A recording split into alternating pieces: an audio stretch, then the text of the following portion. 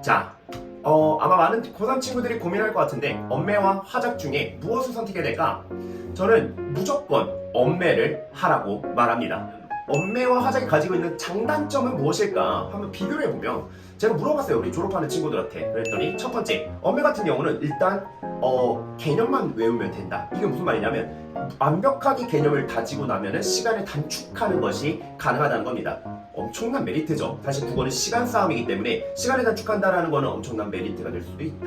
두 번째, 엄매와 화작의 표점을 조절해야 되기 때문에 평가안에서는 어쩔 수 없이 의도적으로 엄매의 난이도는 낮추고 화작의 난이도는 높이고 있는 상황입니다. 이게 어떻게 확인할 수 있냐면 사실 작년 수능 가지고 확인을 하기는 조금 어려울 수 있습니다. 하지만 재작년 수능을 가지고 비교를 해보면 표점이 2점 정도밖에 차이가 나지 않았거든요. 그때 엄매의 정답률이 가장 낮았던 문제는 정답률 47% 정도에 되는, 그러니까 40% 후반대 반타작 정도 되는 문제의 난이도였다면 화작에서는 정답률이 30%대인 문제가 섞여 있었다. 무슨 말인지 아시겠죠? 그러니까 결국은 난이도를 조절할 수밖에 없고, 난이도를 조절하게 된다면 개념이 있는 엄매 같은 경우는 완벽하게 내가 개념만 쌓아준다면 쉽게 풀 수 있는 문제가 출제될 확률이 굉장히 높다. 재작년 수능 생각해보세요. 서술은 자리수 나왔습니다. 작년 수능 뭐 나왔어요? 단어, 그죠? 합성어와 파생어에 관련된 문제가 나왔단 말이죠. 결국은 이런 영역을 놓고 본다면 엄매의 개념과 시간 난이도를 생각해 본다면 엄매의 장점은 명확한 편이고요. 화작 같은 경우는 별도로 따로 공부할 필요가 없다라고 얘기한 것들이 많았어요. 이건 무슨 말이냐면 개념이라는 게 명확하게 있지 않기 때문에 문제 유형과 그 다음에 어떤 푸는 방법론적인 것들만 잡고 나면은 화작은 사실 공부를 할 수 있는 부분은 많지가 않다. 그러면 이제 그 다음부터 뭐만 하면 돼요? 유형을 잡았어. 그러면 이제 기출 문제만 돌리면 된다는 거죠. 그래서 문제풀이식 공부만 하면 되기 때문에 실질적으로 화작은 공부할 양이 적다라는 얘기를 하는 친구들이 많았습니다. 하지만 단점 또한 명확했겠죠. 낯선 지문이 출제될 거고, 그리고 그 지문들을 빠르게 읽어줘야 되기 때문에 실제로 난이도가 조금 더 체감 난이도는 높게 다가올 수 있다라는 점. 그 다음 두 번째, 변별력이 크지 않습니다. 많은 친구들이 선택을 한다고 하지만 실제로 변별력이 크지 않기 때문에 무조건 다 맞아야 된다. 다 맞을 자신 있어? 그럼 화작해. 그건 괜찮습니다. 그 다음 세 번째, 시간 단축이 어려워요. 이건 같은 맥락이겠죠. 시간 단축이 어렵기 때문에 실질적으로 글 읽는 속도가 좀 느리다던가 아니면은 어떤 글을 캐치하는, 이해하는 능력이 조금 부족한 친구들은 오히려 화작을 선택하면 안 됩니다. 엄매의 단점은 뭘까요? 어려울 수 있습니다. 실질적으로 수능이 많이 바뀌고 있고 개념과 정보를 제공하지 않는 조금 불친절한 엄매로 많이 바뀌고 있기 때문에 개념이 완벽하지 않다면 개념 자체가 어렵게 느껴질 수밖에 없다. 그리고 두 번째, 문법에서는 기본적으로 유형이 정해져 있지 않습니다. 다양한 유형들로 출제되기 때문에 어떤 식의 유형이 나올지는 우리가 판단할 수가 없다. 그렇기 때문에 준비하는 데 있어서 조금 더 많은 시간이 투자된다는 거, 많은 공부량을 가져간다는 거는 확실한 사실이겠죠. 그러면 우리 친구들은 장점과 단점을 기준으로 엄매인지 화작인지를 선택해야 될까요? 절대 아닙니다. 무조건 엄매를 해야 돼요. 무조건. 왜냐면 첫 번째로는 표점 자체가 차이가 날 수밖에 없어요. 재작년 수능을 보면 표점이 2점밖에 차이가 나지 않았습니다. 그때는 왜 그랬냐면 난이도 조절에 성공을 했다라는 거죠. 하지만 엄매를 선택했다는 이유만으로 엄매에 대한 플러스 2점을 내가 표점을 얻게 되는 거죠. 그러니까 기본적으로 엄매를 선택하면 표점을 플러스로 받을 수밖에 없어요. 이거는 6월 모의고사나 9월 모의고사를 보면 조금 더 표점이 차이 나는 편인데 작년 수능도 마찬가지였다는 거예요.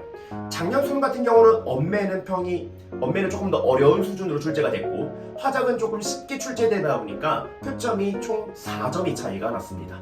4점이면 대학 가는 이 학교 레벨이 바뀔 수 있는 점수거든요. 그렇기 때문에 우리가 엄매를 선택해야 되는 당위성은 너무나 명확하다. 두 번째, 그럼 엄매 공부는 어렵냐? 저는 절대 그렇게 생각하지 않습니다. 아마 여러분들이 가져가는 공부 시간 대비 엄매를 해야 되는 공부량은 이 비율적으로 계산했을 때 그렇게 많은 시간을 차지하지 않을 거라고 저는 확신할 수 있어요. 기본적으로 엄매를 방학 때 개념 돌리고 그 다음에 학기 중에 기출문제만 꾸준하게 풀어줄 수만 있다면 절대적으로 공부할 수 있는 시간은 부족하지 않다. 그래서 저는 엄매를 한 번도 해본 적이 없는데 너무 공부할 양이 많지 않을까요? 공부 시간을 너무 많이 투자해야 되지 않을까요? 라고 생각하는 친구들이 많은데 기본적으로 엄매를 1학년 때 내신에서 봤다면, 그러니까 내가 1학년 때 내신을 조금 했다면, 열심히 했다면 저는 그런 친구들은 너무나 쉽게 잘 해낼 수 있을 거라고 생각이 들고요.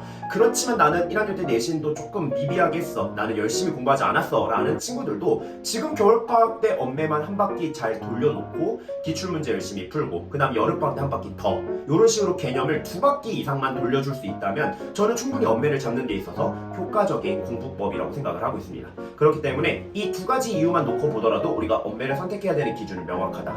세 번째, 여러분들이 그렇게 시간이 부족하지는 않습니다. 여러분, 무슨 말이냐면 당신들이 공부할 수 있는 시간이 그렇게 많이 부족하거나 엄매를 한다 그래서 저의 공부 시간이 수학에 영향을, 이런 식으로 영향을 미칠 정도로 공부가 많이 부족해지진 않을 거예요. 공부 시간이. 그렇기 때문에 엄매를 선택함으로써 공부 시간에 대한 걱정을 하시는 친구들은 절대 걱정할 필요가 없다 라고 저는 생각을 하고요. 저는 사실 실질적으로 엄매와 화작을 나누는 기준은 딱 하나라고 생각합니다. 제가 현장에서 봐보니까 결국은 엄매를 하는 친구들은 공부를 잘하는 친구들이고요, 화작을 하는 친구들은 공부를 안 하는 친구들이었습니다. 그리고 이게 선택 영역으로 바뀌면서 조금의 변화가 생긴 것도 어느 정도 영향이 있는 것 같아요. 친구들이 선택 영역을 꾸준하게 공부를 못하는 경우가 많이 발생하고 있다. 그러니까 공통만 생각을 하고 선택을 조금 간과하는 경우들이 있다는 거죠. 그런데 실질적으로 내가 방학 때 개념 한 바퀴 그리고 학기 중에 기출만 돌릴 수 있다면 저는 이 정도 양이면 공부량은 충분하다고 생각이 듭니다.